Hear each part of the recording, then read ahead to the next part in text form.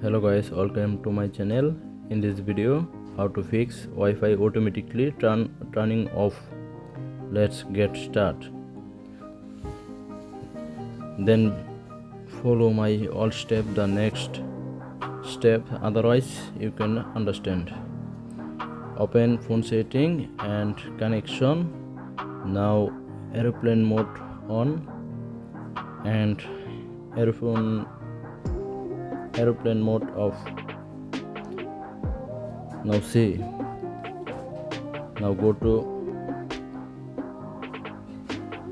your phone, general management, scroll down, reset, open reset, scroll down, reset Wi-Fi and Bluetooth settings, reset settings. Now see reset settings.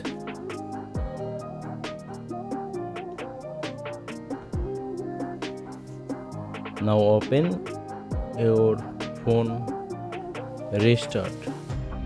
Open your phone, restart, and next open your phone. I hope your problem has been solved successfully. Thank you.